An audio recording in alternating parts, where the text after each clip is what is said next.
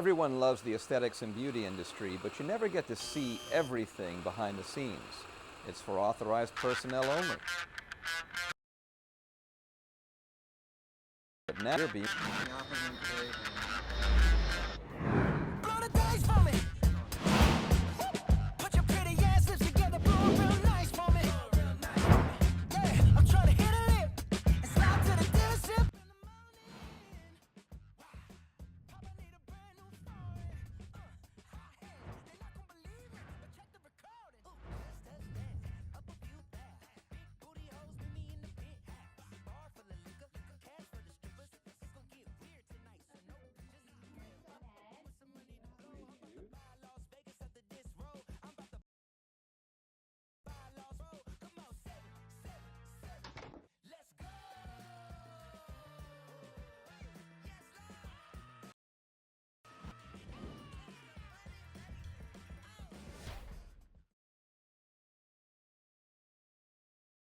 Really happy to have you here today. I've got a great panel of guests, and this is such an important topic. This is something that everyone really needs to be thinking about. If you've ever thought about having any kind of cosmetic procedure, treatment, anything, you got to keep yourself safe. And this is something that's really near and dear to my heart. A lot of what I do has to do with patient safety. It's one of the whole reasons we started launching Naked Beauty, and a lot of what I do in my practice is centered around patient safety. You guys may know that I did a show with Lifetime called My Killer Body. It was hosted by Kay Michelle. If you haven't checked out the show, on that show we were able to help a lot of people that didn't have the best experience with cosmetic surgery and procedures, and I had the privilege to try and help them get better. It was a really great experience. If you haven't seen the show, you should check it out at Lifetime. There have been a lot of crazy things happening in the news that are just perfect lead-ins for what we're going to talk about today. There's so many things that happen. You hear about these terrible disasters. There's a recent story of a woman that went to Turkey. Her name is Kaydel Brown. Now, Kaydel went to Turkey to have cosmetic surgery from the United Kingdom. She left Britain and went to Turkey to have her procedures, and she went with her sister. And well, it didn't go well. They were supposed to have surgery on the same day. Kaydel, she was the first one of the two sisters to go under the knife, and unfortunately, she never made it out of the operating room.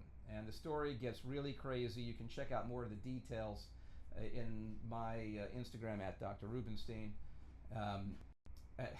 It's just a really upsetting thing, and it's one of those things where maybe that wasn't the greatest idea. Now, the sister, of course, never had her surgery, but she flew back with Kaydel's body, and there were, let's just say there were some things missing that shouldn't have been missing. And you can check out the story. It's really a crazy story. There's also a recent story that highlights another thing you have to think about, vetting your doctors. There's a story in the news recently about a doctor in Los Angeles practicing plastic surgery without a license. Now, this guy, Dr. Christian Perez Latorre, he didn't have a license to practice medicine, let alone to open up a practice and be doing surgery on people. Operated on someone, had a complication, operated to fix the complication. A month later had to operate again to fix the complication. Finally, the Medical Board of California got a hold of it, but it should never have gotten that far. You should never, really no one should be in that position for a doctor, never mind board certification, training, all that jazz. At a bare minimum, you ought to be a licensed doctor, right? You ought to have a license to practice medicine if you're going to take care of people. No, we see this stuff all the time, and today is World Patient Safety Day.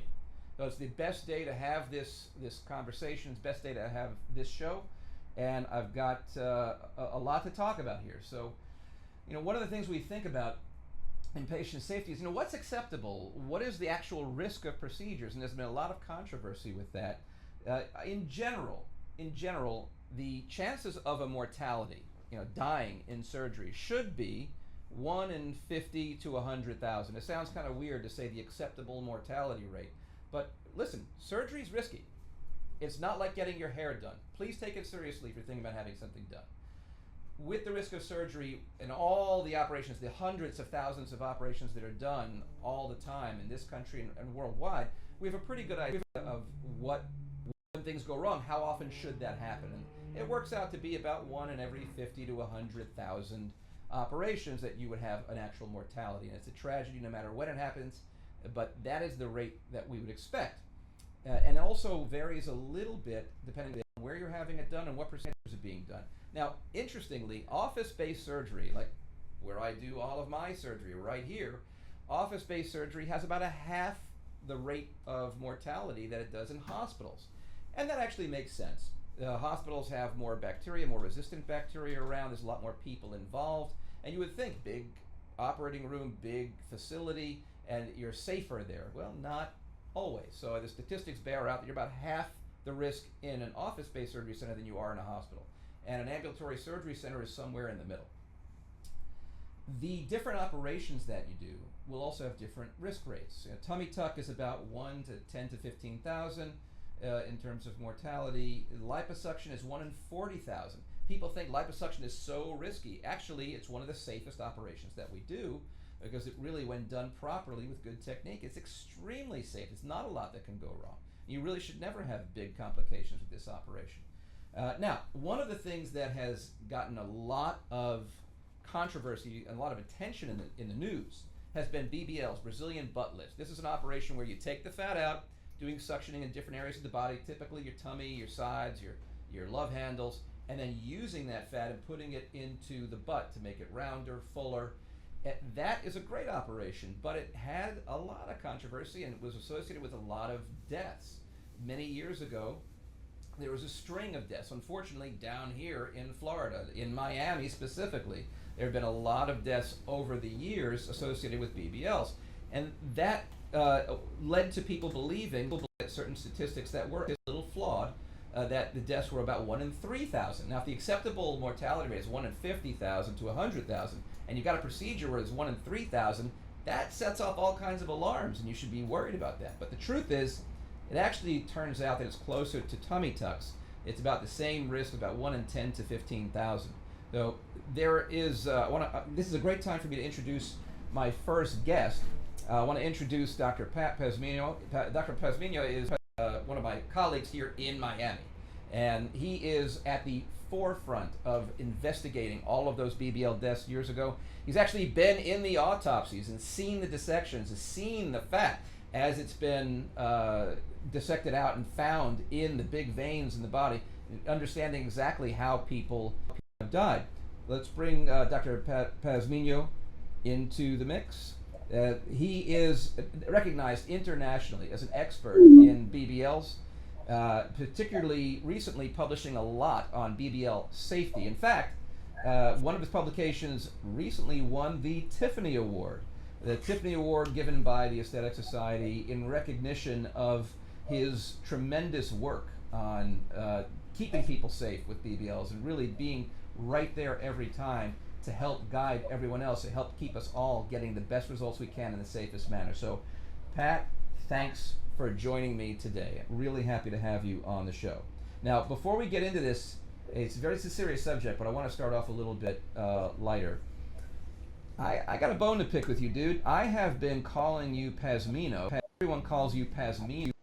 And I just, in preparing for the show, saw the tilde above the N on your own website. So how is it you don't tell me it's Pazmiño after like 20 years of talking to you?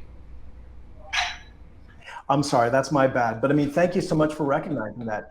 Many people think that's a smudge, or they don't realize that in the Spanish alphabet we have 3 extra letters that don't exist in the English alphabet. But thank you. I'm happy to answer any. You know I'm Cuban, so yes. All right, well, let's get back on topic here. Your work with BBLs is really, in our world, is legendary. You're probably the king of BBL safety. And talk to us a little bit about your experience going through those autopsies. I mean, what a tremendous thing to jump in and volunteer your time and work to really understand this.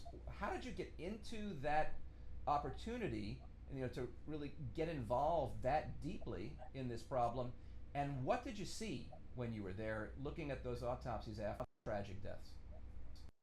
Well, thank you, Adam. And it was an honor to be involved. And it was just about being in the wrong place at the right time. And as you know, living here in Miami, This is a mecca of body contouring, of liposuction, fat transfer, tummy tucks, all these things. And we have people from all over the world coming to Miami to go ahead and have these procedures. It was extremely popular, but also we had the most deaths, the most problems.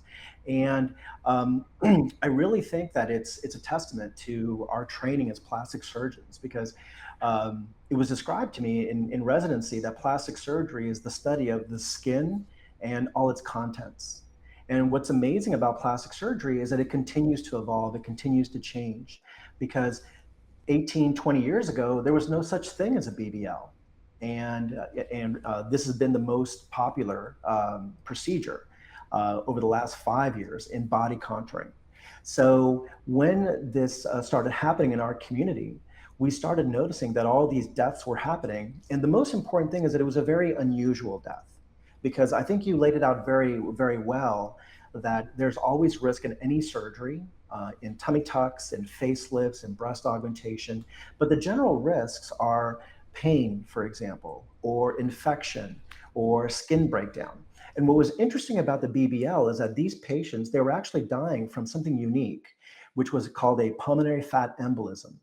And essentially, what that means is that in the right after the procedure, patients were dying because their lungs were being filled up with fat. And this was something that we had not seen before. So it was a unique opportunity. The doctors that work in the morgue, they're our colleagues. They went ahead and they reached out to us, and they wanted some expertise in an area that they normally did not go into, which was the muscles of the butt. So we were able to go ahead and witness a lot of these autopsies and see the dissections and really go down to the nitty gritty and look at what was happening inside. So the concept was that these people were dying from fat entering their lungs. So that's where the bullet entered, and well, that's where the bullet killed the patient. But our question was, how did the bullet get into the body? And that's why we started looking into the butt, because we wanted to understand how this was happening, how the fat was getting into the bloodstream to cause these fatalities. So Pat, you were Yes, there. You saw the fat actually in the big vessels, right? You saw the fat into the muscles. So that's really how we learned where the danger is. that's true. Absolutely. So, in your mind, and what we've learned because of the work that you did, along with Dr. Garcia, Oni Garcia, together with a bunch of other guys here, we learned that you can't put the fat into the muscle. That is the problem. That's exactly right. Because what was happening is that what we learned about this problem is that two events have to happen in order for a patient to die from a BBL. So, number one, there has to be injury to a blood vessel. And that injury to the blood vessel, that is the window that opens the vascular system, and then that's where fat enters. So that's the first thing that has to happen. The second thing that has to happen is that there has to be fat into the muscle, into the gluteal muscle, into the muscle of the butt. Now, the interesting thing about the muscles of the butt is that they are very dense with blood vessels. And there is no way to avoid every single blood vessel in the muscle of the butt. So when you do this procedure, because you cannot avoid the blood vessel, you just have to stay out of there. So the gluteal muscle, it's like a very bad neighborhood that if you drive through a bad neighborhood, it's possible you could get carjacked. The only way to avoid getting carjacked, the only way to avoid something bad happening to you is to avoid the neighborhood completely. So that's what Well, our but that neighborhood starts deep in the muscle. I mean, if you're staying above the muscle, as we've learned, then your risk is nearly zero for that particular problem. that's exactly right. Yes. So, for those of you who are watching, the what we're talking about is the places you place the fat, and every surgeon should know this by now because this has been around for a long time. This is not that new an idea, but it was revolutionary at the time we finally discovered. Okay, this is how this is happening, and since then, Pat, what was that? 2, 3 years ago? When was the time that we first put out the recommendations? The 2018. Hey, So wow, God, it yeah, feels like just yesterday. It's already been yes, 6 years, and it's such a yeah. long time. So, for the last 6 years, we know that you've got to stay on top of the muscle. The idea of muscle into the muscle is a bad because you inevitably are going to get under into deeper tissues, cause damage you don't want to cause, and put fat where you don't want to put it. So we've known that for a while, and Dr. Pazmiño was one of a small group of people that got together and made these recommendations. So today, now 6 years later, everybody knows this, and the vast majority of surgeons, certainly anyone who's is staying away from that bad neighborhood, and we know this because it's been put out. Now, the one of the great ways that we help keep patients safe is by getting that information out there, and the way that the information has been disseminated most effectively has been through our societies, like the Aesthetics Society. I want to bring on my next guest, Dr. Kiya Movassaghi. Dr. Movassaghi is a tremendous figure, recently named the president of the Aesthetic Society. The Aesthetic Society is a group of plastic surgeons, all board certified, all specializing in cosmetic surgery. And Dr. Movassaghi has also recently published a book as the editor of the book Shaping the Breast. He's an expert in breast surgery all over the face, breast, and body. I want to thank my good friend Dr. Movassaghi for coming on the show. Kiya, welcome to Naked Beauty. Adam, thank you for joining you today. It's an honor to be here with my good friend, also Pat, who helps me on the board. As you said, this today is the safety day, and what a day to talk about some of the safety issues that you and Pat already highlighted, and some of the things that we do at the society level to advance the most important cause in practicing aesthetic medicine and surgery is advancing patient safety. So we are all in this to improve patient outcome and safety. Yeah, well, obviously, at the end of the day, we're all looking to have the best outcomes for all of our patients. That's our number one priority universally. All the members of the Aesthetic Society, all the plastic surgeons throughout the country are thinking that. So, the Aesthetic Society for me has always been a tremendous resource, not only for knowledge and learning these kind of things, but disseminating that knowledge, for investigating and learning these new things. There's a lot of efforts that the Aesthetic Society has done to, and it's also a great resource for patients. We should talk a little bit about what patients need to look for, because there's so many things that are important to think about choosing a plastic surgeon, and the Aesthetic Society is where I always recommend people to go when they're low for a plastic surgeon, knowing that every member is board certified. We all specialize in cosmetic surgery. You're going to have a good doctor, and he or she is going to know what they're doing, have the proper education, the proper ethics, and be driven by patient safety. So talk to us about what if someone from the public is watching this, someone that's thinking about having cosmetic surgery, goes to the Aesthetic Society as a resource. What are they going to find? Well, you're going to find a list of all the doctors who are a member of the society. And as you said, these folks go through a process of being scrutinized. So we look at their background, we look at their ethics, we look at any potential legal actions against them, we look at the board certification. All of those things goes into our decision making when we select somebody as the member. And then lastly, once the committee decides that yes, they're fit for the membership, we still put it out there to our members and ask the members if they have any concerns about this, the folks becoming a member of the society. So for us, we want to make sure that we represent the most trained and highly ethical folks to practice the aesthetic medicine and surgery. Yeah, it's important that people understand that being a member of the Aesthetic Society is not a given. You really have to go through a pretty stringent process. You have to have a certain amount of experience in surgery for a period of time. You must be board certified, and even then, you submit this application to the society, and you're vetted. Not only are you vetted for your experience, you're also vetted for your ethics. You take a look at your advertising material. People are not making crazy claims. We're trying to keep everything truthful and honest and above board, making sure that people know what they're getting into. And all of that plays into becoming an Aesthetic Society member. So it is so valuable. People really need to take advantage of it. The aesthetics.org is a huge resource for people.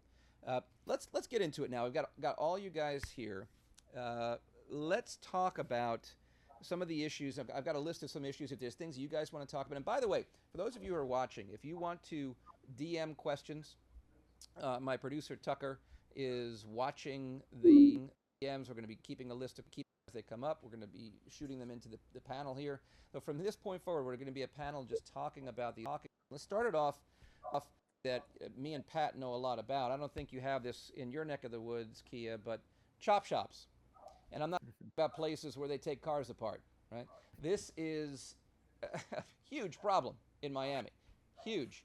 And I've seen it start to spread across the country. These are places that are, it's sort of the Walmart model of plastic surgery, high volume, low cost, but even worse than Walmart, almost no regard for safety and quality. It's all about how fast can we churn out cases, and how, if we're charging such low prices, we got to do 10 cases instead of 2 just to make the same amount of money. So it's all about speed and efficiency and how many people can we get to sign up. And it's a bad model. We have a lot of this here. All right, well, so what I was saying is these chop shops, Pat, I see patients from them all the time. It's a real problem. Give me your perspective on chop shops. Sure. We have the same problem here. I practice in Oregon, and we are seeing the same thing you guys are seeing. I have patients who go to consultation. The problem is, these places don't even have a surgeon or a doctor seeing the patient. They go and see a quote unquote consultant. The consultant is a business person. They don't even understand the anatomy. They don't understand analysis and diagnosis and treatment planning. And then they get a code, and then they meet a doctor or surgeon on the day of the procedure, and then they will not see the same doctor the next day for follow-up. And then when they get a complication, they show up in our offices to fix it. Well, hold on, Kiya. They're not seeing the same doctor. They're not seeing a doctor for follow-up, because in most of these places, the doctors are doing one thing, and that's operating full-time. So there is no doctor seeing these patients before or after surgery. I mean, Pat, you see this. Absolutely. And I mean, again, I think that patients, they need to understand a couple things. That number one, all of us love saving money, and we all look for opportunities, especially in this economy. But the cheapest surgery is the right surgery done the right way the first time. That's right. And so it's not just about going ahead and saving money. Always protect yourself. And I think what happens in these centers is that many times the patients truly don't know what's going on in these centers. And we've heard reports from National Geographic and other sources that the doctors are actually not doing the surgery. So Right, and that's even worse, right? The doctor that you're meeting at the bedside. So for those of you who are watching, maybe you've never heard of this before. It's a real thing that we see in Miami all the time. And what happens typically, as Dr. Movassaghi and Dr. Pazmiño are explaining, you show up. Actually, you don't even show up. You usually email, and you email saying, "Hey, I think I want to have a tummy tuck," and they schedule you for a virtual consultation. Now, sometimes they're actually asking for photos of you, but not always. They just want to know what you want to have done and book it and go. But if they get the photos, typically a doctor's not looking at them. It's a salesperson that has no medical training whatsoever and just knows, okay, yeah, it looks like you got some extra skin in your tummy. Okay, tummy tuck sounds good. You look a little pudgy, probably some liposuction too. And that's the thought process. And then if you say, okay, sounds good to me, they give you a price. The price is usually very cheap. You say, what a great deal, I'm in. And you sign up, you fly to Miami, show up on the day of surgery, and that's when you're meeting the person that's supposed to be your doctor. I mean, someone pops up next to your bed as you're waiting there to go to surgery, and he or she says, hi, I'm your doctor. It's sort of, I always joke about it as though it's like going to a restaurant, and you sit down in a new restaurant for the first time, and the waiter comes over and says, hi, I'm John, I'll be your waiter today. I mean, is that really the relationship you want to have with the person that's going to be cutting you open and trying to rearrange parts of your body? Probably not. So this, and Kiya, you talk about them being, not seeing the doctor, a different doctor afterwards. They're lucky if they see a doctor afterwards, because most of the time it's people with the same qualifications as the salesperson that sold them the surgery. It's just someone Maybe it's a medical assistant, maybe it's a nurse if they're lucky, but rarely is it ever a doctor. But now, you talk, Pat, you're talking about it being the cheapest surgery because it's done right the first time. The reason we get into that discussion is because people are looking for the cheapest price, right? And that's why they go to these places. But it is costly to have things redone, right? You must see patients coming from some of the local chop shops. We do, and and it's not just about the money. I mean, it's about because what happens is that I realize that my patients are not just women; they're mothers, and taking care of a mother really is an honor because I mean, when you're taking care of a mother, you're really taking care of 4 or 5 people at the same time because the mother is the heart of the family. So what I tell patients is, trust your doctor, but verify. And I think something important to, for patients to go ahead and do is when they talk to a doctor, ask them, okay, I understand that you want to go ahead and do this procedure on me. The patient should ask the doctor, please give me the phone number of the hospital that will let you do the same procedure on me, because these things can be complicated, and sometimes some of the doctors that work at these clinics, they try to confuse patients. They come up with board certifications on boards that don't Right, exist, that are right. not real boards, and patients, unfortunately, they don't know the difference, but hospitals do. They can't trick a hospital. So we often tell the patient, just ask the doctor, please give me the name of the hospital that would let you do the same procedure that you plan to do in the office. Yeah, And great question.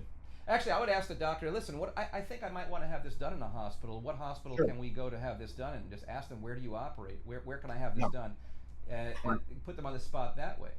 yeah, It's a, because that's a as Adam great said, question. it is safe to go ahead and do this in the office OR, but make sure that you are working with a real qualified professional. And Yeah. this is a big problem in Florida.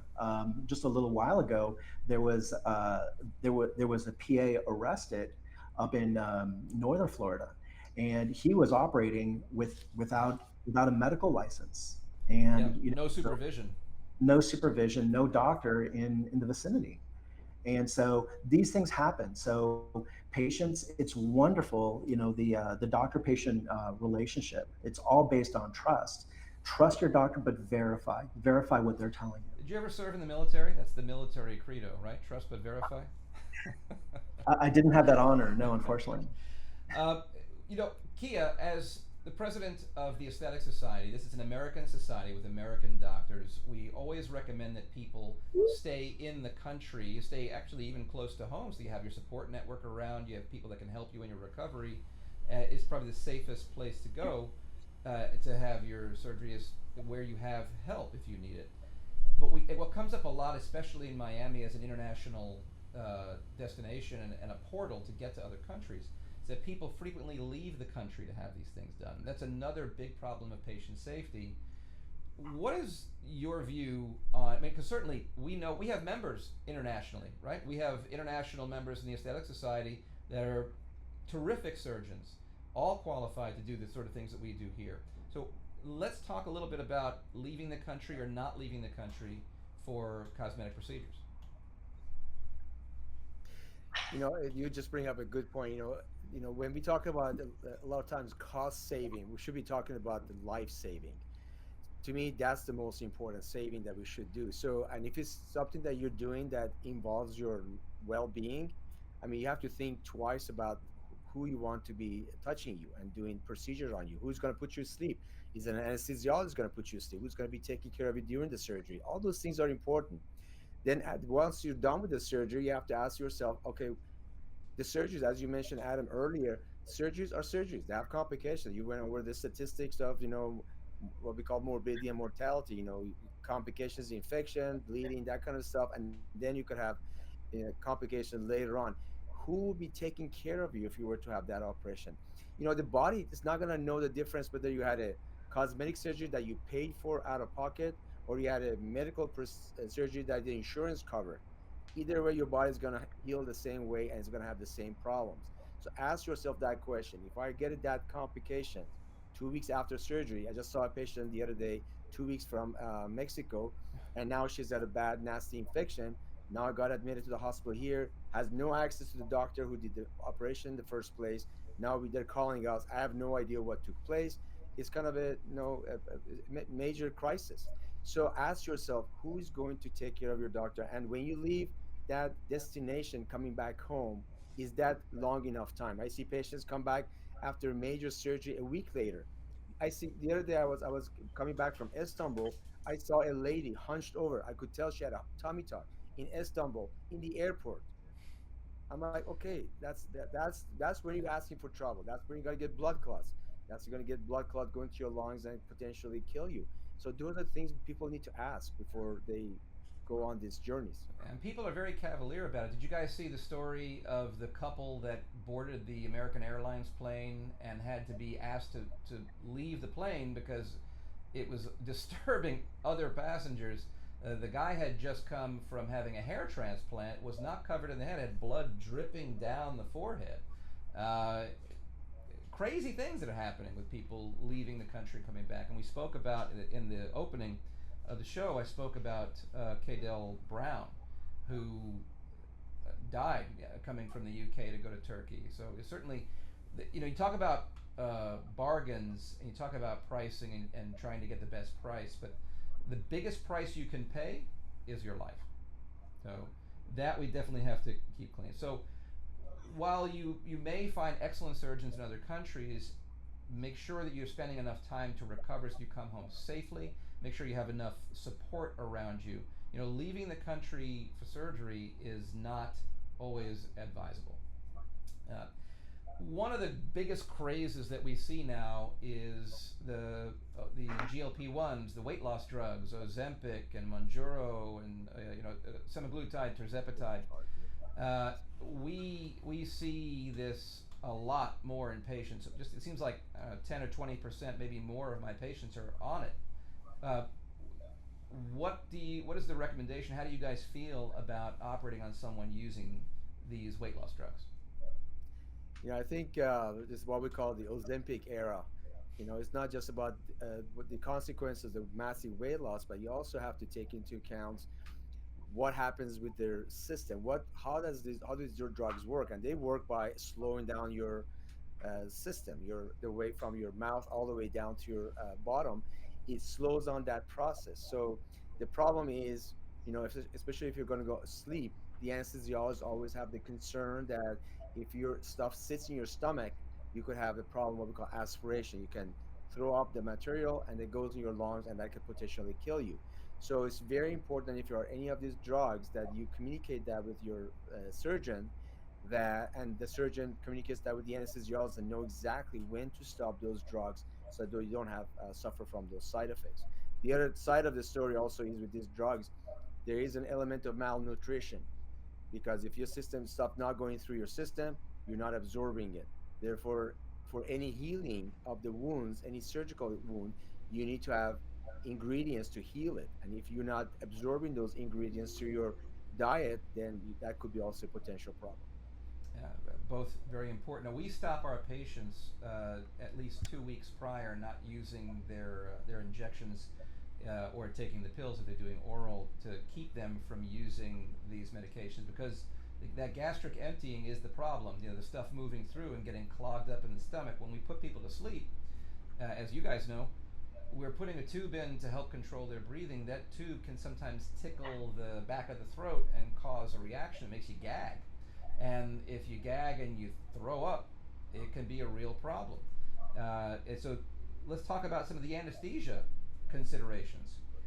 That's one of the problems with Ozempic, but even further, there's kind of this idea, Pat, I don't know if you see this in you, people that you see for consultation, but I see a lot of patients that think, I'd rather have it done under local anesthesia. What can I do under local? I'm scared of being put to sleep, but local seems okay. It seems safer. I mean, what could go wrong?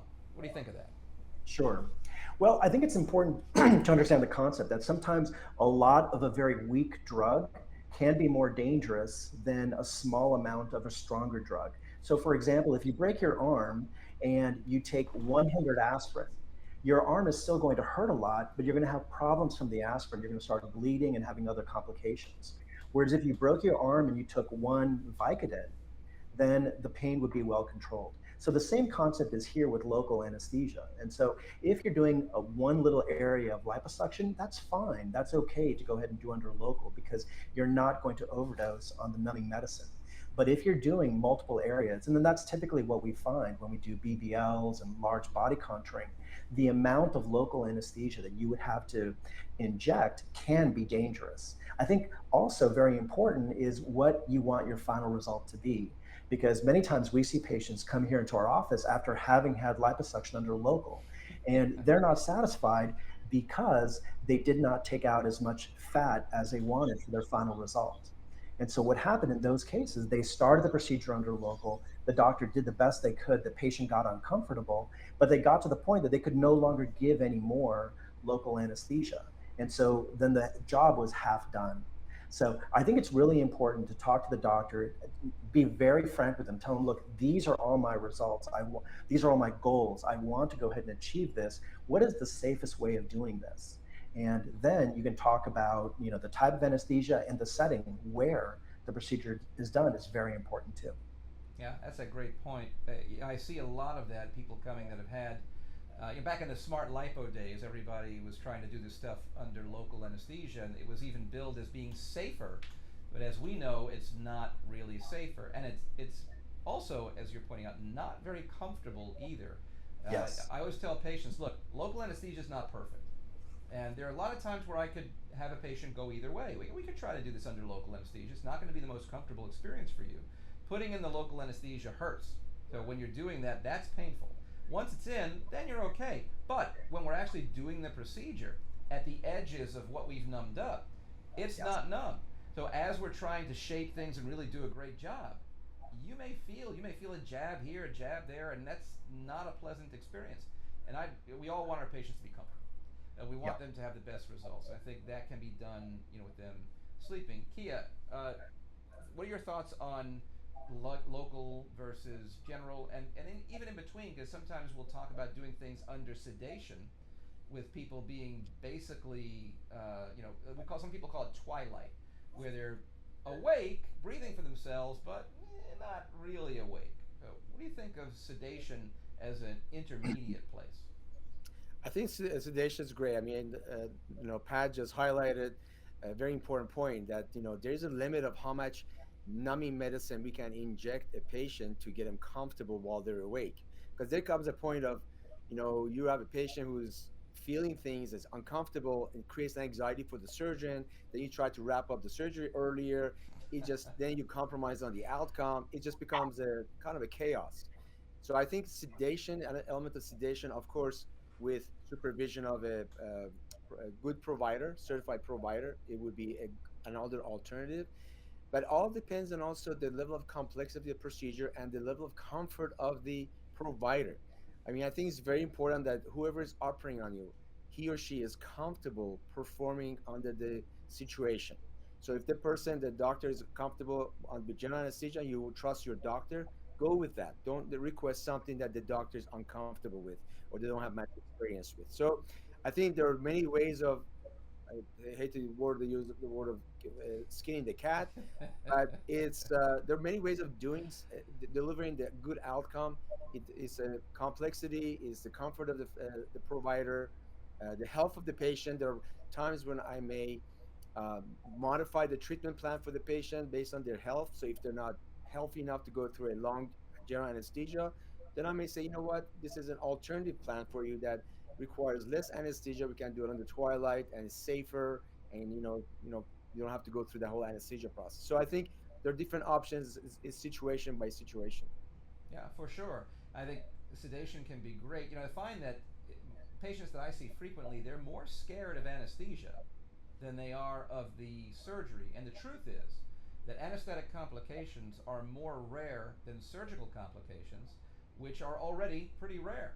So, whenever there's a made-for-TV movie, I forget what it's called. It's got a one-word title. It's like Awake, or I forget what it's called. But you guys know what I'm talking about. It's a made-for-TV movie about someone having surgery, but actually being awake during the surgery and feeling everything and not being able to communicate that. And that drive, I just this week, earlier today, as a matter of fact, I had someone mention that fear, not the movie, with that fear. And every time that damn movie hits the screens, I got to answer to it for a week or two, as people still have it fresh in their head. The truth is about that, it's exceedingly rare, and I always tell patients we can monitor everything. We know your heart rate, we know your blood pressure at all times, we know your respiratory rate, how much oxygen's in your blood, and we might even be able to, if you have the equipment, you monitor brain waves. You can see their brain activity during surgery, and we can tell how awake or not awake you are that way. So there's so many ways that we know whether you're awake or not. We can tell. Not to mention that if you actually were feeling things, your body responds. And in fact, even when you're perfectly comfortable and asleep, your body responds. If you're perfectly asleep and we do something that would normally hurt you if you were awake, your body reacts. Your blood pressure starts going up, your heart rate speeds up a little bit, and your body is responding to the stimulation of that surgery. So that's why the anesthesia provider is going to give you a little medication, going to calm things down, lower your blood pressure, increase the anesthetic to make you a little bit deeper into sleep. But all this stuff is really monitored. So yeah, I think, like he said, I think the best thing to do is to do what your surgeon's comfortable with, what he or she is recommending, and that way you're going to get your best results, and everyone's going to have a better experience. Kiya, you mentioned a little bit about health status, of course, being important, how healthy you are to have something. One of the things that we see a lot of, it becomes a big topic of conversation, is BMI, body mass index. Now, BMI is a great way to judge the overall risks of a person having any procedure. The higher the number, the higher the risk, the greater the chance of that patient having some kind of complication. A lot of people use cutoffs, and mine is fairly generous. Do you guys use cutoffs for BMI when someone's coming to have surgery? In our facility, the facility has certain cutoff, like beyond certain weight, whether it's elective or non-elective surgery, they will not perform that. I For elective surgery, I definitely have cutoff. I always tell my patient, this is an elective operation. I want to do it at a time when we can get the best results. And I encourage my patient, I inspire them to do the work on their own. And I tell them, I'm not giving up on you, but I want you to do these things, lose some weight, and you come back because I can get a better result for you. If you want to make this financial and time and life investment in this process, help me so I can help you. So I encourage them, and actually a lot of patients find that very friendly conversation. And many of them actually go and then come back a year later and say, "Hey, doc, I listened to you and I lost 50 pounds and I'm not healthy and I can get better results." So yes, there's some, it's not a black and white kind of a Okay. numbers I use, but for elective surgery, 32 to 34, 35, depending on the Okay. size of the patient, is a good number I use. All right, Pat, 32 to 35. What's your range? Um, we tend to go a little bit less than that. We do 30 to 31. And I think what Kiya said is just the most important thing, that, I mean, really to listen carefully to what Kiya said, that he is not, as a reputable ethical plastic surgeon, as a member of the Aesthetic Society, his priority is not just getting that procedure. I think the most important thing is that surgery, it's just not about the 2 to 3 hours you are in the OR. And that what Kia was saying was that he was establishing a relationship with the patient. He was communicating and Yeah. really trying to understand how the surgery will fit in their life. And I think that's what patients should look for. Patients should look for a doctor that will do that. And trust your gut. Go ahead and make sure that you establish the relationship, because you want someone that will be with you beforehand, give you advice like a family member beforehand, have the expertise in the OR, but then afterwards to be with you as you're recovering to get your best result. Yeah, that's really important. But obviously, it's a two-way relationship, right? And we all want to have the best result. We do as surgeons. Our patients, of course, they want to have the best results. Everyone involved wants to get them the best results. And Kiya, like you said, I've sent patients away. I said, listen, really like to get you into a better place when you're ready to have surgery and heal better and have nicer results. And they value that because that clearly shows, we're not in it to see if the check clears. We're there to try and give you the best results, and if that means that we're not going to operate now or maybe ever, then that's the way it's got to be. And patients really value when you tell them, look, you're not the best candidate right now. My BMI cutoff is closer to Kiya, actually above Kiya. I'll go up to about 36, But it's not just about the BMI, it's about the overall health. If I'd rather operate on someone that has a BMI of 36 but really has no health issues, is perfectly healthy, no medications, doesn't smoke, than to operate on someone that maybe has a couple of health issues, maybe high blood pressure, diabetes, and their BMI is 32. The number is only part of the story, but I think you do have to draw a line somewhere. And mine, I agree, is very generous, but there's more than just a number. Now, what also goes into that are habits, right? We talk about trying to keep people safe, but they have to keep themselves safe. And certainly losing weight is a good way to do it. Smoking, drugs, alcohol, all of that plays into the decision making of who's going to have surgery, what their risk is going to be if they enter it. Pat, what are your policies on drinking, for example, in surgery? Drinking alcohol, Yeah, so or drinking alcohol. What are the guidelines for someone coming in?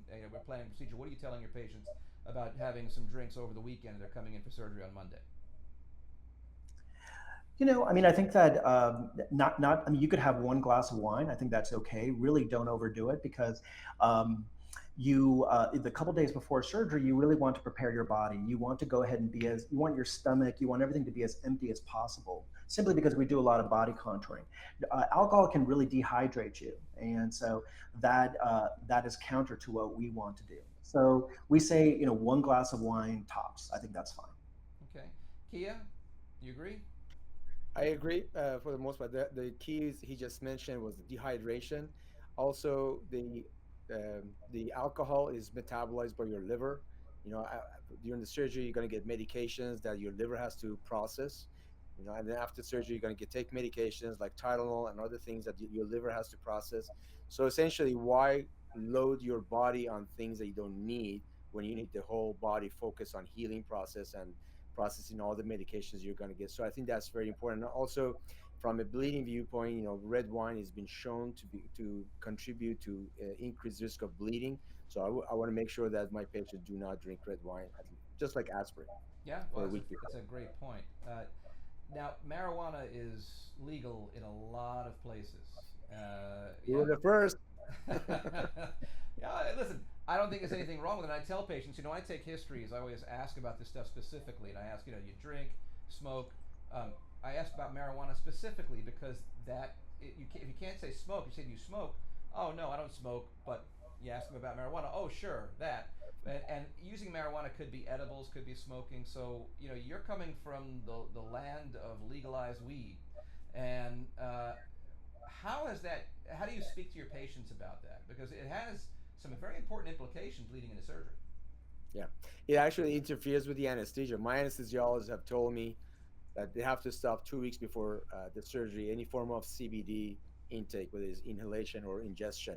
But yes, we stopped that. And I think one of the side effects of marijuana that we are learning more and more is it slows you down. It slows down your internal energy flow. If you believe in energy, it's the worst thing you can take. So I don't believe in marijuana as a long-term remedy for a lot of issues, but I think around the time of the surgery, it's good to stop it for 2 weeks before, because it does interfere with the anesthesia and the wake up from the anesthesia. Yeah, for sure. Pat? Absolutely. I think you also have to be very careful as to what type of marijuana, what type of marijuana or THC ingestion, because sometimes when people vape, they might be vaping with marijuana with a THC that's mixed with nicotine. And so nicotine is a real big enemy. And so then that's what we really want to avoid. And so if people are doing that, I often say, let's just be safe than sorry. I mean, please go with another form. We really want to avoid nicotine. Yeah, well, I have them avoid smoking it completely, whether it's marijuana or tobacco, and then Yeah. after surgery, I don't particularly mind. Once we get past the anesthetic risk, and they're over the hump of surgery, if somebody wants to use edibles, maybe it gives them some pain relief, and it does calm them. Maybe they're anxious and it helps keep them calm, helps them sleep, what have you. I let my patients use edibles a day or two after surgery and moving forward, but I don't want anyone smoking anything Yeah. for 2 to 3 weeks before and after, and that's what I tell my patients. But now smoking is not just the only issue. Now we've got vaping. So vaping is it's not. People think, oh well, I'm not smoking. I'm just vaping. That's not bad for you, right? I'm okay. What about vaping, Pat? I think it's really, you have to be extremely careful with that because exactly what you said. Some people think that this is not smoking. And it's true that it may not have some of the carcinogens that tobacco does. But again, it's all about the nicotine. And so what we do is that for patients that vape, we ask them to go ahead and take a cotinine test. And the cotinine test is a very simple urine test that really checks the level of nicotine in your blood. And if the patient has a positive test, then we ask them to delay their surgery. Because really, by avoiding this, you are preventing a lot of problems. And we tell patients that this surgery, not only is it a change in your life, but it's a big investment. So you really have to protect your investment. So make sure that you go in surgery as clean as possible, but then take care of it afterwards. And just like you said, once the patient is fully healed, they can restart these things. But this is a very critical period, the wound healing Yeah, I mean, you have a process. small window to get better. Kia, vaping, you seeing a lot of that in Oregon? Yeah, we do. I think just to build on what just Pat said, beside the healing aspect of the or retardation of the healing that we see with nicotine in your circulation, there's also a problem with the airway irritation. Right. So a lot of these patients will be coughing. The smokers are coughing. So coming out of anesthesia, they'll be coughing harder.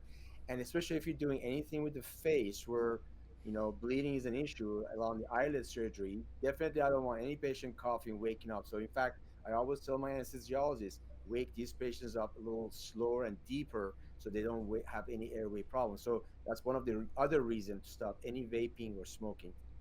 Yeah, we do a deep extubation on most cases, especially faceless, where the worst thing you can do is increase the pressure in your head. You start coughing, you're hacking, you're struggling, and next thing you know, a little vein that was otherwise not going to cause any trouble, a little bit builds up and a little clot pops off, and you've got a hematoma, a little bleeding underneath the skin.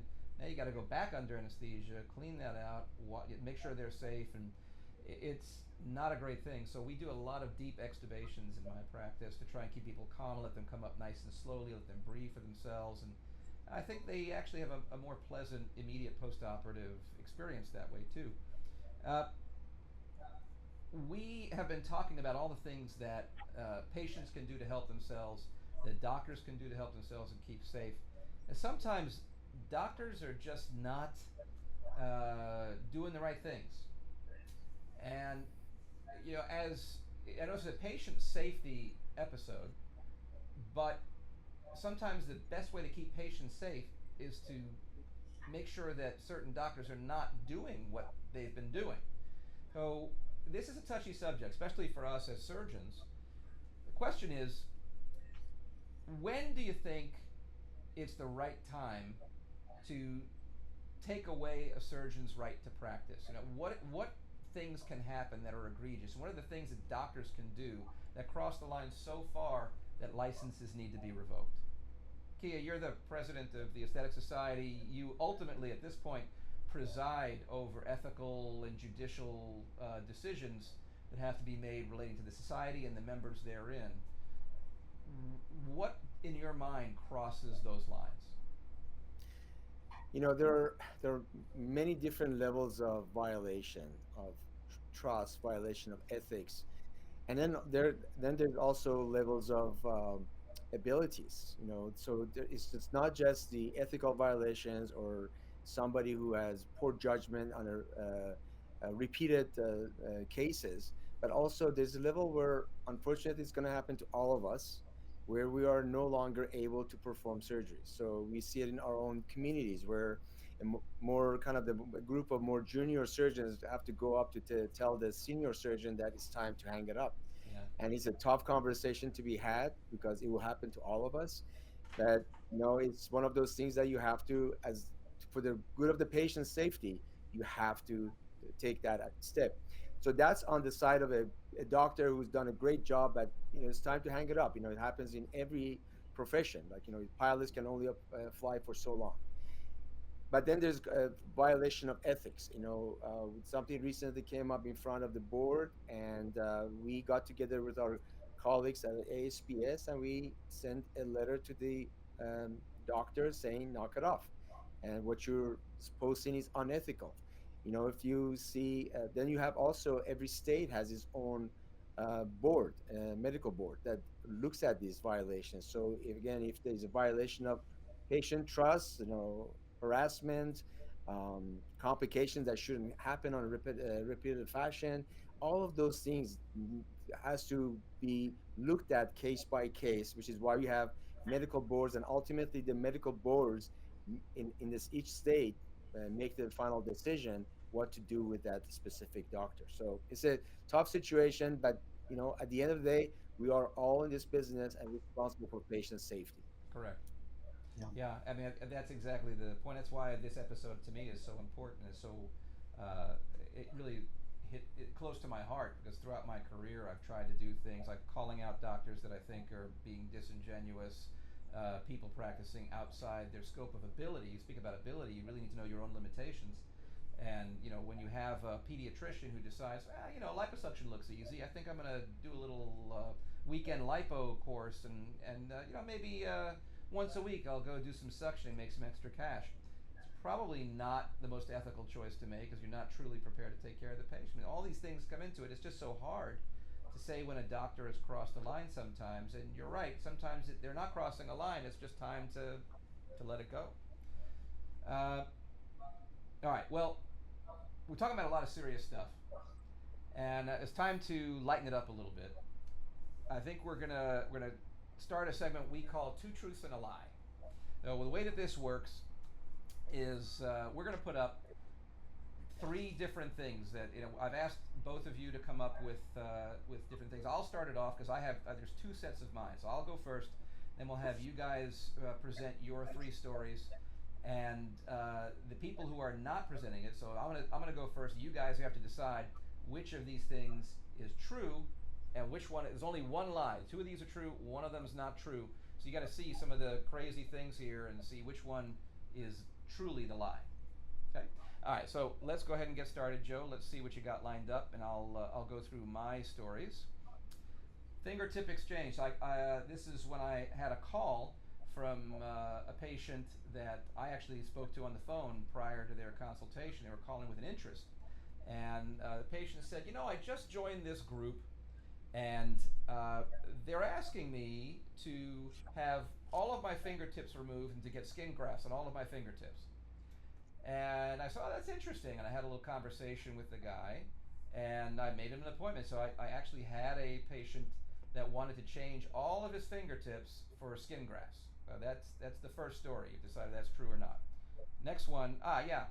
Okay, so, many years ago, there was a technique of stacking breast implants where you'd put actually two implants in, one on top of the other, because years ago you didn't have the variety that we have now, all the shapes and sizes. So if you wanted to get extra projection, a lot of doctors, a lot of surgeons would put one implant on top of another. So I was once doing a revision, an implant exchange, and going in to take out the old implant, putting a new one in, refreshing the pocket, reshaping the breast, and so to my surprise, I went in and there wasn't one implant on each side. There were two implants on each side. So I did an implant exchange where I actually removed 4 implants instead of 2. And so that's the second one. And the third one, there was a trend years ago where people were getting body modification surgeries, and I did have a patient come in that asked about having her ears made into Spock ears, the pointed ears that Vulcans have from Star Trek. And when we had the consultation, I had to think of ways. It's sort of like an old board question or an interview question. Someone would ask you if you had to make this weird thing, how would you make it? It's how we interview people thinking about going into plastic surgery, coming up with creative ways. But there I was. She said, I want to do this. It's something I've seen done. And there was stuff, of course, in social media promoting it. And I said, well, we had a conversation. Well, this is what it would take to do that, but it's not reversible. So I did have someone come wanting to become Spock by surgery. So those are my 3 stories. Which one, Kiya, you're up first. Which one of these do you think is not true? Which one's the lie? I think the Spock one is a lie. You're going with Spock? The implant one I've seen it myself, so I believe it. The Spock one, I don't know. I mean, but you guys are in Miami, so I don't know. Anything's possible. We call that wild, wild east, so anything's possible in It's Miami. true. It's true. Pat, what do you think? Wow. Well, Adam, you and I both trained in plastic surgery in Houston, and this is really where they invented this procedure of stacking implants. And in fact, Anna Nicole Smith reportedly had 4 implants, and I happen to know the surgeon who did that. God rest both of them. Yeah. Um, I think the issue with plastic surgery, it's so crazy that all three stories sound really, really believable. But I will go. I think the 4 implants is absolutely true, and I'll go with the fingertip exchange that was not true. Okay. Well, Joe, you want to reveal it? Actually, the one you guys thought was the real one is the lie. The 4 implants, while yes, it does happen, I personally have never had a case where I took out 4 implants. But the fingertip exchange was absolutely true. I made an appointment for that guy, and as soon as I made the appointment, got off the phone, I called the local FBI office, and they had agents staged in my waiting room. I didn't know who they were. They're just people coming in and out. They very discreetly had agents staged in the waiting room, in the lobby, waiting for this guy to show up, because clearly this is some I'm avoiding being detected by changing my fingerprint type of thing. And the Vulcaneers, yeah, that happened. It was a thing for a little while. So there's mine. Okay, so Joe, who do you got next? Who's up? Sure, Pat. Let's go ahead. Sure. Cue up his truth and lie. So Go ahead, build it up. Build it up, all, just like we did. okay, so here's the first one. Okay, so fourth tummy tuck. Go ahead. Yes. So my first story is I had a patient who I actually performed her 4th tummy tuck, and she came in. She had had 3 tummy tucks before. They had not achieved her results, and I went ahead and performed her 4th one. So that's my first story. Okay, fourth tummy tuck. What's the next one, Joe? Rib fracture, tiny waist. Yes. The second story is that one procedure that I do commonly is to go ahead and change the shape of the ribs to actually give the patient a smaller waist. So that's my next possible story. Okay, and third, let's see. Motor oil in the butt. Yes. And so my last story is I have patients where we went ahead and we took out 4 pounds of motor oil in the butt, and after that we immediately went ahead and filled the butt with her own fat to go ahead and reconstruct that. All right. Well, there you are. We've got doing the fourth tummy tuck, breaking ribs to make a waist thinner, and finding motor oil, doing the oil change in the butt. The oil. What do you think, Kia? Which one is the lie? Gosh, again, I don't know you guys from Miami. I guess I don't think the motor oil is the true story. I hope not. I think that's the lie. The Yeah, I'm motor gonna oil. have to agree with you. The fourth tummy tuck is pretty far fetched. You know, if you're a plastic surgeon, you understand. Every time you do a tummy tuck, you're removing so much tissue, making it so tight. You know, I've done the second one for someone. I've never even done a third one. So the fourth one, that's a lot. But hey, I believe it can happen. Rib fracture, yeah. I mean, it's a kind of a new procedure, but it's something that a lot of people are trying to do now, and the results are actually pretty impressive. Motor oil, yeah. Well, I'll tell you where you lost me on the motor oil story is, you know, could you find motor oil in it? Hey, listen, that was in the news years ago. I mean, they had oil, they had concrete, they had Fix-A-Flat, all kinds of crazy stuff in the butt. But when you said you regrafted them right away to put fat in there to make it better, yeah, that's not going to happen. So I'm going to go with the motor oil. I'm with Kia. What do you say, Joe? Yeah, there we go. All right, so we got it right. But the Yes. fourth tummy tuck, fourth. Wow, man. Wow. Absolutely. I mean, she started with a small tummy tuck that was done by her OB-GYN, and then she went and had a mini tummy tuck, and then she had a reverse tummy tuck, and none of the problems were being addressed. And so I think that's also what makes plastic surgery so interesting and so challenging, that we as plastic surgeons, we're not taught how to do one set of procedures. We're Right. taught how to do techniques, and we can go ahead and modify these techniques as the specific patient understands. So that's what we went ahead and did there. As you said about the rib fracture, it is a new technique, and it's really powerful, and it can get beautiful results. And you really nailed it on the head, with the motor oil. That here in Florida, we have seen silicone, industrial grade silicone. We've seen lard. We've Yeah. seen fix-a-flat, all of that injected. But the key word in my story was immediately. And you're absolutely right that when you do this, it has to be done in two procedures. You can't fix something just once. And they're going to be messed up for a while. That tissue's going to be nasty. So hey, man, God bless you. If I ever see anyone with motor oil in their butt, Dr. Pazmiño is excellent for these kind of things. I know he's great. All right, Kiya, you're up. Let's see your stories. What do you got, Joe? Well, All right, so I got no. dentist. Here's your Yeah, first my guy. first story is that I wanted to take care of all my patients' problems, so I also became a dentist. So they have one stop visit for everything that they've got, so I can do all of it from root canal to tummy tuck to facelift. I can do it all. How That's about my that? first story. Okay, what's the next one? Let's see. Second story, I watched that free solo movie and I became so inspired by the guy that I took on climbing, and now I've become an avid climber. You can see all these things on my fingers.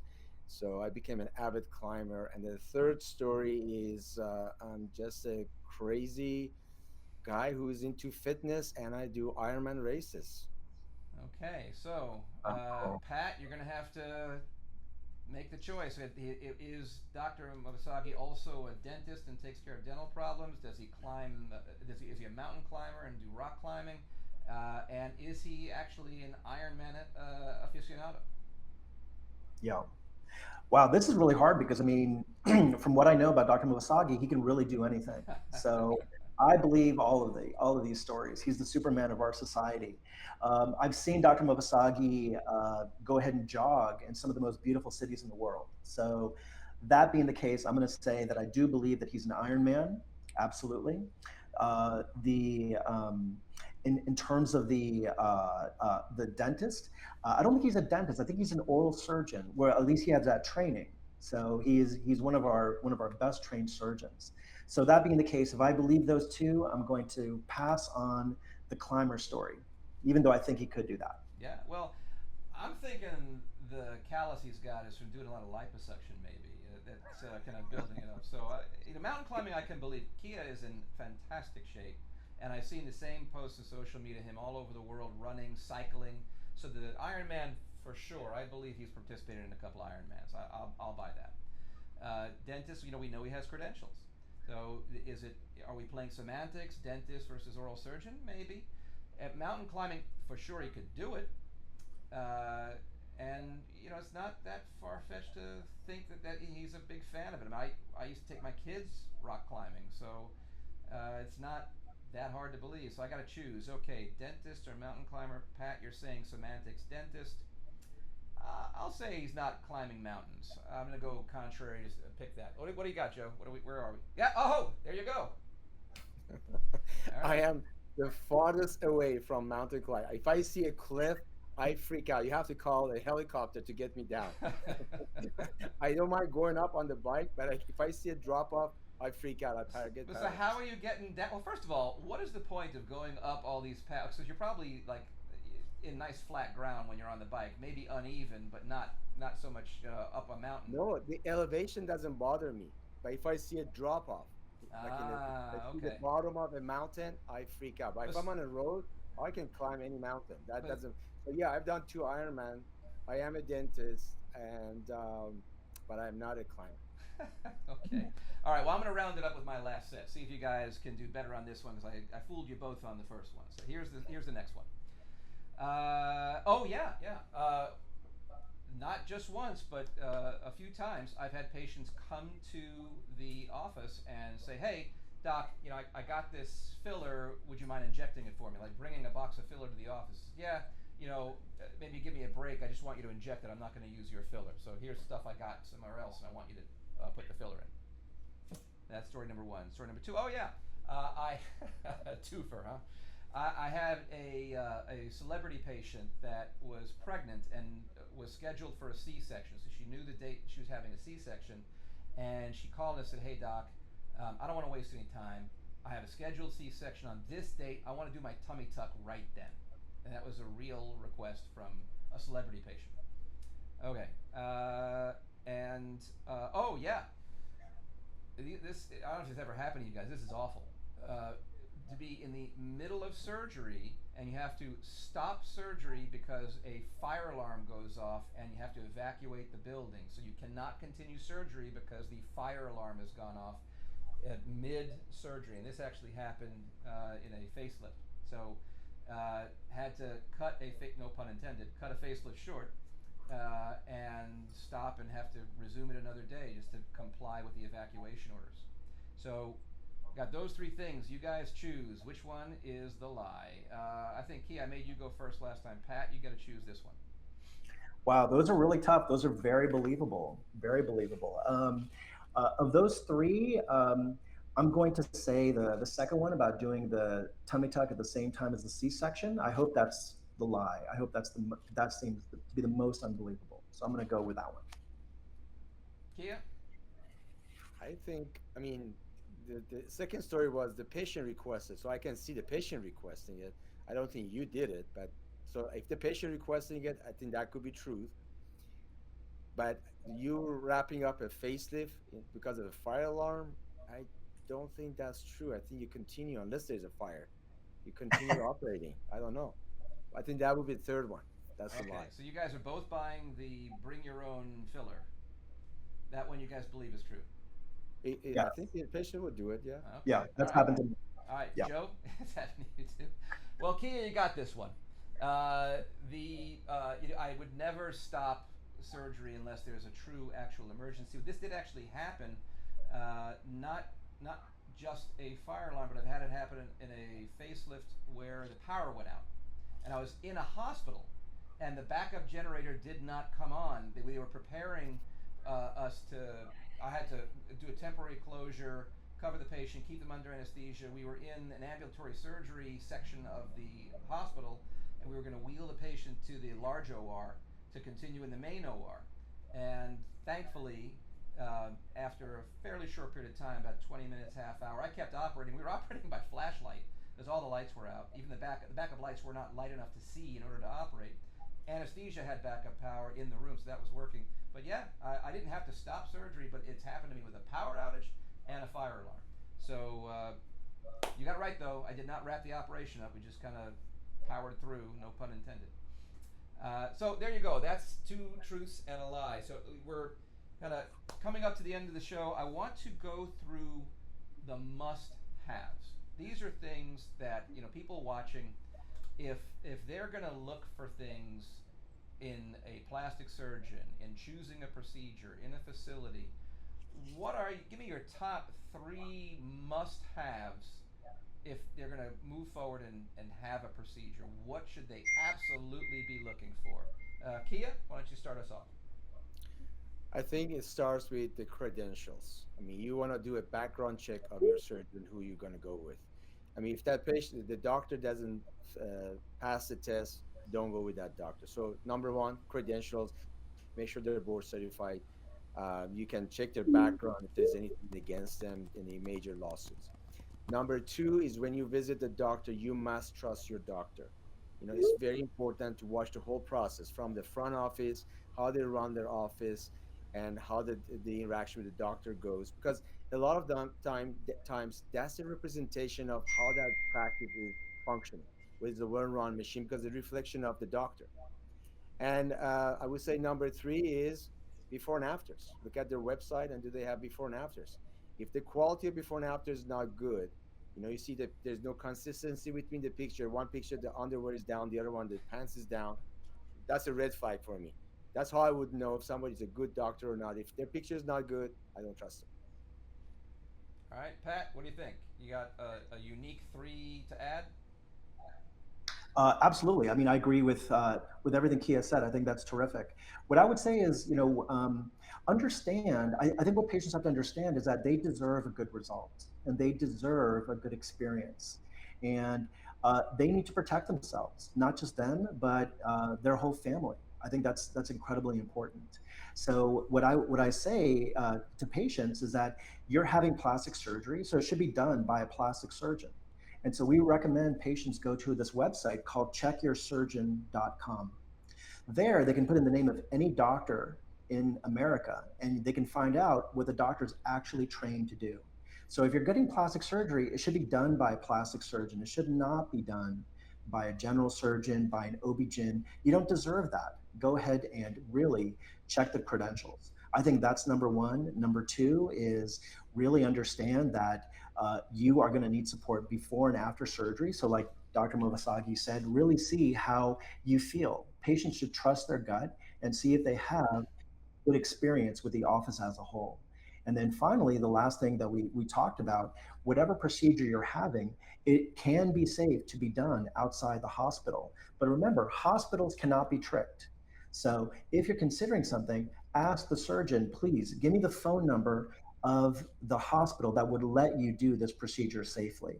And if they won't provide that, or if there's not a hospital, you've really dodged the bullet. Yeah. Great advice. I mean, all these things are very important, making sure you're keeping yourself safe with properly credentialed. The running theme here is properly credentialed doctors and facilities. And you can trust that a hospital that's accredited is a good place to have it done. If a doctor cannot operate in a hospital, it should raise some red flags and make sure that that doctor has the right credentials. And to that end, Check Your Surgeon's a great resource. I always tell patients to go to certificationmatters.org. Joe, why don't you pull that up real quick? Certificationmatters.org is just a way to check that a doctor is actually board certified in something. And to Pat's point, make sure that they're board certified in plastic surgery if you're having plastic surgery. You don't want the pediatrician that's doing liposuction once a week to make a little extra scratch. You want to make sure you're seeing someone that does this every day, all day, and that he or she is properly trained, that they have proper board certification by the American Board of Plastic Surgery. Pat, earlier you were mentioning some of the other boards that people claim to have that are just not to the same standards. They're not recognized by hospitals, and people can't get privileges using them. So the American Board of Plastic Surgery is the only board that trains plastic surgeons in the United States that is, to certify board certified plastic surgeons. And so that's what you really need to look for. We'll never get through all the things that we could talk about with patient safety, but I think we chopped a lot of wood today, guys. I think we got through a lot of important things. Anything that you guys think that we should bring up before we wrap the show? Something like a parting shot you guys think is important for people? I mean, I think it's nowadays people come to our offices not just for surgical procedures, but also other non-surgical procedures. So it's equally important for the folks to make sure that whoever is delivering the non-surgical procedures, they're also well trained. As a matter of fact, in the Aesthetic Society, one of the new category of membership that we've created now is called Ally Pro, which just stands for Allied Professional. And what we try to do is that we try to take on the folks who are getting their education from not necessarily the most trusted source and bring them in-house and train them and provide them with the same kind of a education that we the surgeons have been accustomed to for many years by going to the Aesthetic Society to get the education. So now we have the Ally Pro who can come to us and get educated by the best faculty in a trusted fashion so that they can go out and deliver the best and safest treatment to their patients, because we all need to improve safety. That's our mission at the Aesthetic Society. Yeah, for sure. And I think that has been really revolutionary, is to look at the team, not just the surgeon, but everyone involved. Whether my PA is a member, my surgery coordinator is a member. Someone that stays involved in society and educates themselves with the publications the society puts out, the emails that come out, trying to keep people really up to date and current. Pat, your parting shot.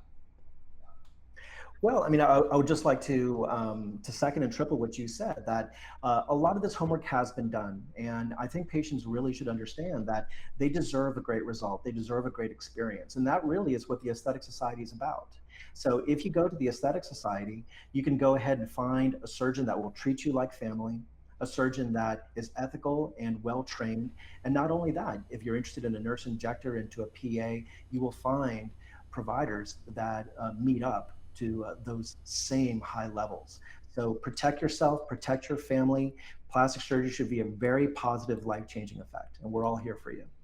Yeah, well, that's why I do it. It's the impact impact it has in people's lives, and I think we all do look at our patients as extended family. You know, I always tell patients I don't give them advice that I wouldn't give to my own wife or my sister or my brother. That's the way I look at it. I know we all feel the same way, and it extends also. You know, we're talking about the staff and the support staff, your extenders, the PAs, nurse practitioners that represent the practice and also take care of patients. We build a culture, and when from the top down we're held to high ethical standards and have to deliver the best results in the safest manner, we impart that to everyone that's working in our team, and you build a culture that's interested in giving the best results in the safest manner. So, tremendous hour that you guys have spent with me. Thank you for giving me your time. Appreciate you coming in and joining us in Naked Beauty. I want to thank Dr. Pat Pazmiño, who I'm now going to call Pazmiño for the rest of his life, and get it correct for the rest of the time. Pioneer in patient safety, particularly BBLs, an excellent plastic surgeon. Dr. Kiya Movassaghi, excellent plastic surgeon, and as we learned today, dentist. So next time I have a toothache, I'm calling you to get some advice, man. I may have to watch a YouTube video to learn how to do it. Remember? No. Hey, listen, in Miami, that's how a lot of this stuff gets done anyway. People are just watching YouTube videos and open up in a practice, so why not, right? Dr. Movassaghi, president of the Aesthetic Society, has been an icon, just a contributor in the world of cosmetic surgery and the Aesthetic Society specifically for many years, now ascended to the presidency of the society, and we could not be in better hands. Thank you all for joining me on Naked Beauty this episode. We'll be back in October with another episode, and we're planning possibly a special episode to continue the patient safety theme. You just watch at Naked Beauty TV and at Dr. Rubenstein's social and the story and the feed for information coming up about that next episode. This is another good one about patient safety, and you're not going to want to miss it. Thank you for joining me. We will see you next time on Naked Beauty Live.